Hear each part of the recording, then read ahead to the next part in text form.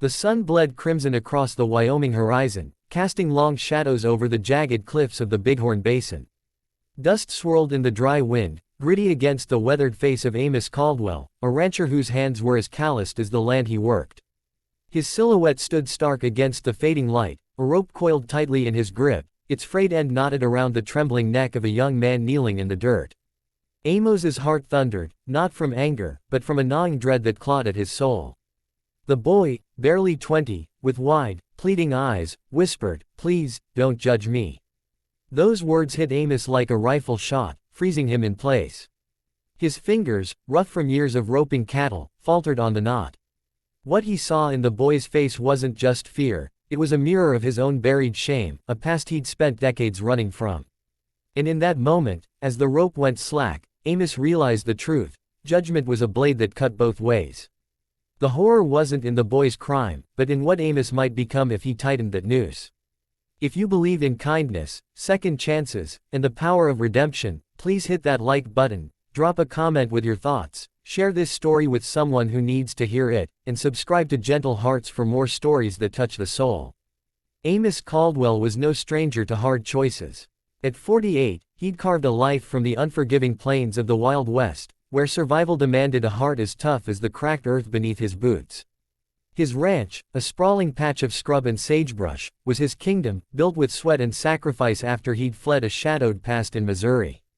He'd been a boy himself once, running from a father whose fists were quicker than his mercy, a boy who'd made mistakes that left scars deeper than flesh. Amos had vowed never to be that kind of man, cruel, unyielding, blind to second chances.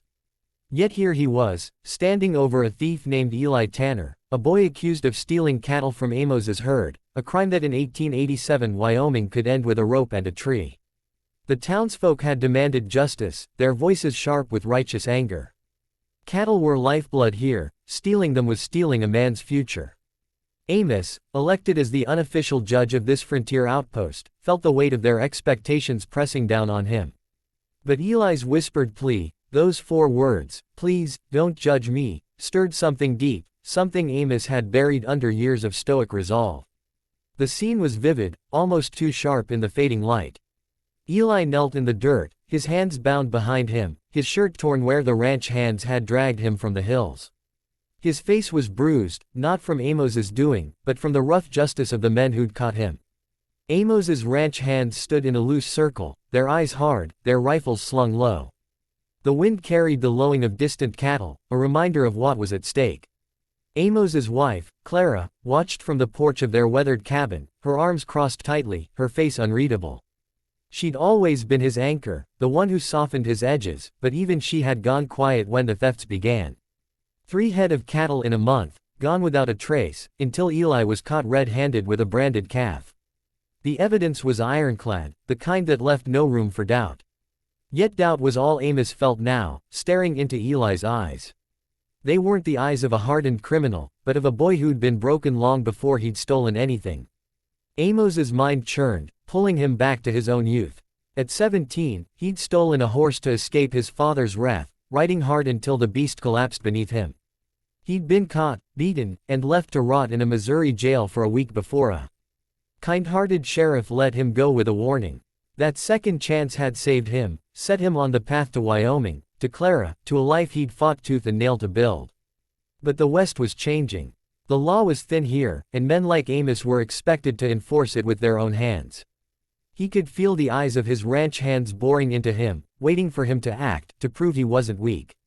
Weakness got you killed out here, by outlaws, by the land, or by the judgment of your peers. Amos's grip on the rope tightened, then loosened again. He couldn't shake Eli's words, couldn't ignore the way they echoed his own desperate pleas from years ago. The story of Eli Tanner began to unravel in Amos's mind, pieced together from whispers and accusations. Eli was an orphan, raised by a drifter uncle who'd taught him to survive by any means necessary.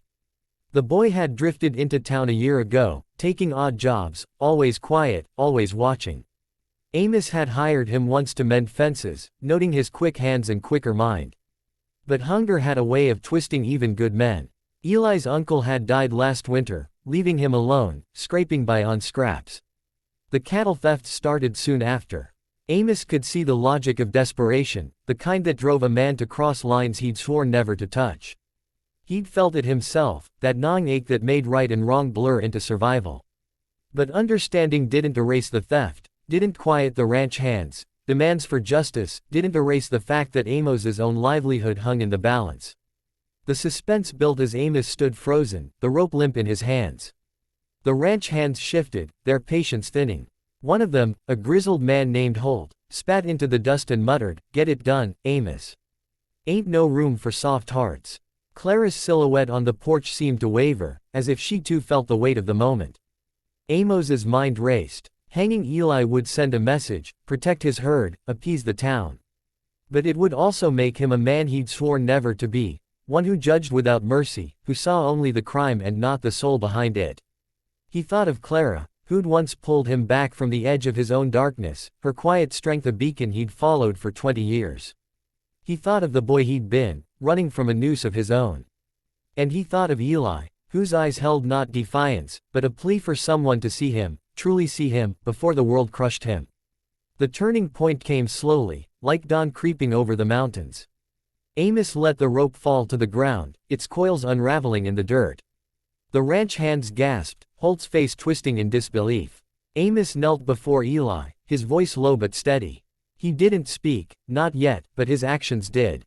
He untied the boy's hands, ignoring the murmurs behind him.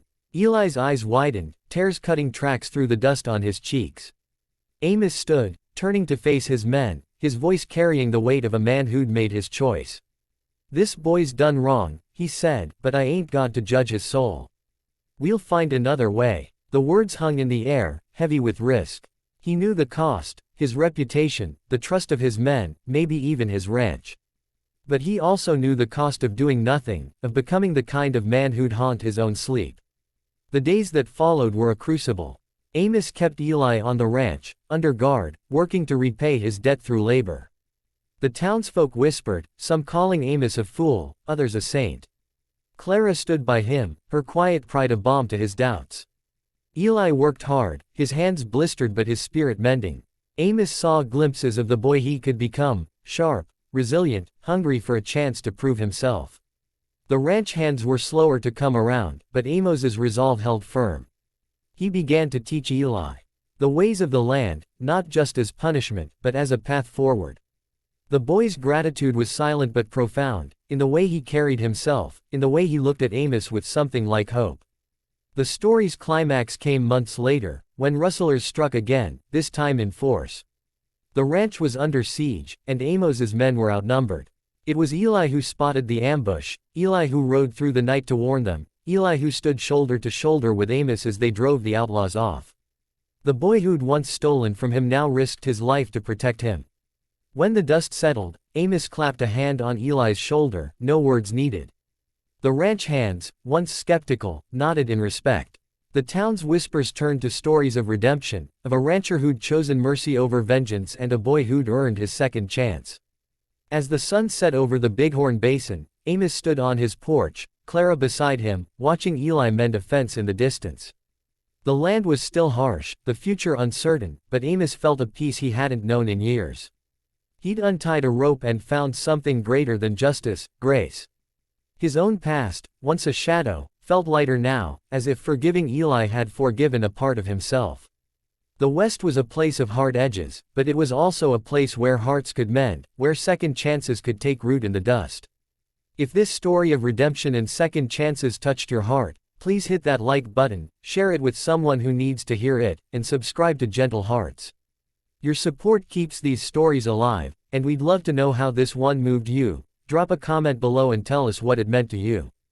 Before we end, a special request, please leave a comment sharing what this story stirred in you, whether it's a memory, a feeling, or a lesson. Your words mean the world to us.